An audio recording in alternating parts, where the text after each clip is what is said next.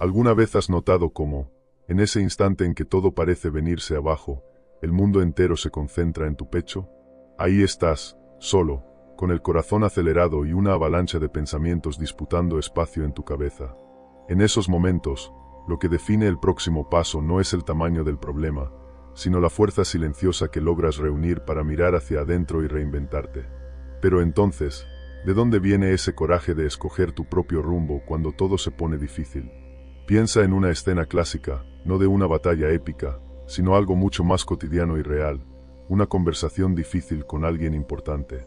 Te preparaste, repasaste mentalmente lo que querías decir, pero en el momento el otro te desarma con una frase fuera de lugar, una mirada cruzada o un recuerdo inesperado. El descontrol amenaza con tomar el mando. Es tentador recurrir al viejo guión, levantar la voz, cerrarte, buscar alguna forma de salir ganando. Pero si el autoconocimiento sirve de algo, es precisamente en esos momentos, en la improvisación de la vida real, sin espectadores ni guión, donde se pone a prueba. Vivimos en un tiempo donde el conflicto se digitaliza, se acelera y muchas veces se vuelve invisible. Envías un audio, esperas la confirmación azul, el silencio se convierte en ruido. Pero a diferencia de las redes sociales, no existe un botón de deshacer para los sentimientos. Aprender a lidiar con el malestar que surge de estas interacciones es una misión central para quien verdaderamente busca entenderse. El autoconocimiento no ocurre en templos aislados ni en charlas inspiradoras en la cafetería. Se construye gota a gota, en la sinceridad brutal frente al espejo y en los pequeños desafíos de cada día. El gran Miyamoto Musashi, allá en el Japón del siglo XVII, ya lo intuía mucho antes de WhatsApp, los feeds o las notificaciones. Fue famoso no solo por no perder duelos, sino por entender dónde estaba la pelea verdadera, en los bastidores de la mente, donde el orgullo, el miedo y las expectativas luchan en silencio. Quizás por eso enseñaba que pensar con ligereza sobre uno mismo y profundamente sobre el mundo es la clave para sobrevivir al caos moderno, y no solo sobrevivir, sino crecer con él. Hoy, el campo de batalla ha cambiado de escenario, pero el guión sigue parecido.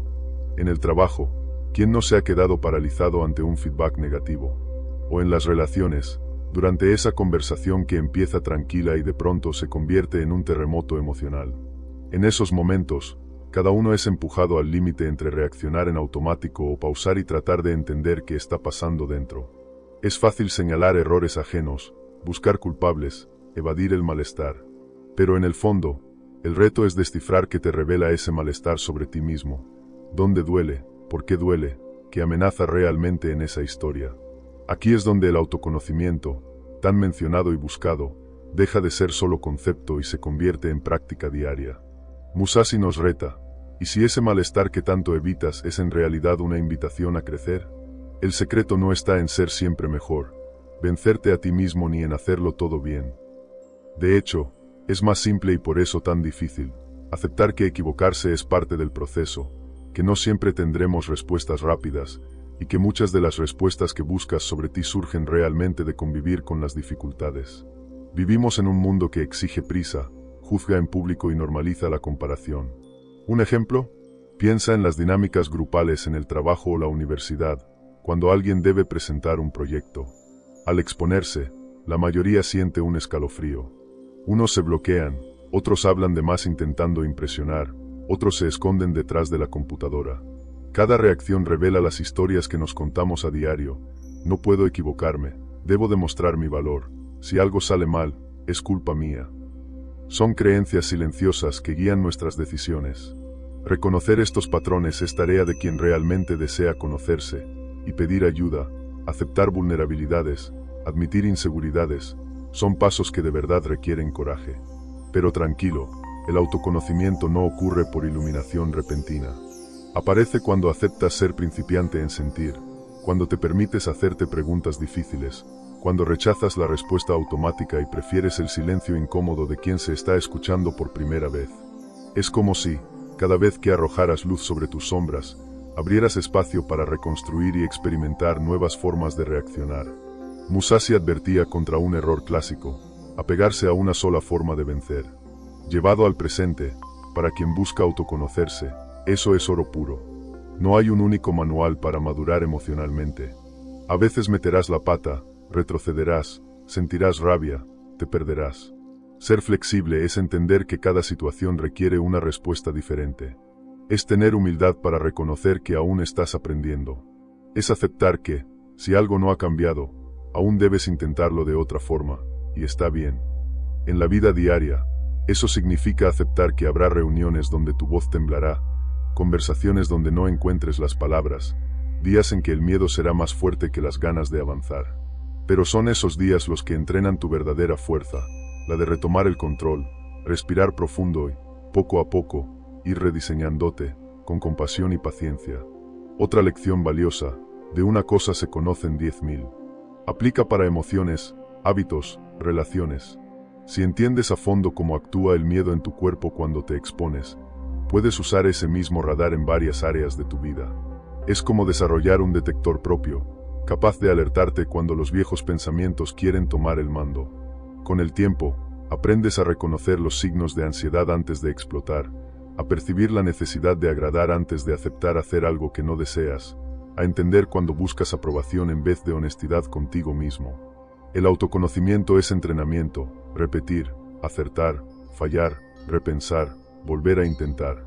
Un ejemplo práctico: un proceso de selección de empleo. Te preparas, repasas tus habilidades, ensayas respuestas.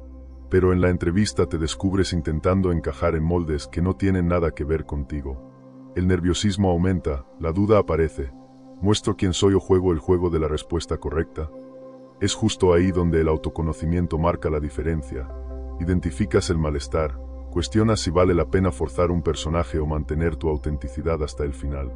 El resultado, ser elegido o no, es solo un detalle frente al aprendizaje sobre tus propios límites. Otro ejemplo muy de hoy: discusiones en redes sociales. Basta un comentario contrario y aparece la compulsión de responder al instante. Pero quien está atento a sí mismo nota: ¿este malestar es por el otro o es solo mi orgullo queriendo protagonismo? ¿Tengo algo constructivo para decir o solo quiero demostrar que estoy en lo cierto? A veces, lo mejor es no responder. Otras, escribir, borrar, pensarlo mejor. Lo importante es usar esa incomodidad como invitación a observar tus propios patrones y, si puedes, elegir una respuesta diferente. Aquí va otra verdad: no existe autoconocimiento sin exposición al error. Cuanto más evitas fallas, crítica, juicio, más te amarras a tu vieja imagen. Solo se crece de verdad cuando aprendes a perder y reorganizarte. Por eso la calma de Musashi, ese temple legendario, tiene tanto que enseñar. Solo parecía inquebrantable porque, antes de cualquier duelo, enfrentaba a diario sus incertidumbres y miedos más íntimos en silencio. La maratón del autoconocimiento es mucho más acerca de persistir que de llegar primero. Es aceptar las pausas, comprender los tropezones, notar que cada reto es como un entrenamiento mental, y ningún entrenamiento es fácil. Quien aprende a sobrevivir a incomodidades cotidianas, como hablar en público, pedir disculpas sinceras, aceptar una crítica sin defenderse, va poco a poco construyendo esa serenidad que nadie puede regalarte. En resumen, el mundo valora la rapidez, la apariencia y las certezas rápidas. Pero la sabiduría de Musashi sigue resonando. No es quien reacciona en automático quien gana, sino quien construye internamente una fortaleza tranquila, capaz de tambalear sin derrumbarse. El autoconocimiento no es tener respuestas para todo, sino hacerte amigo de tus propias dudas, soportar tus tormentas internas y seguir adelante aunque no haya garantías de victoria.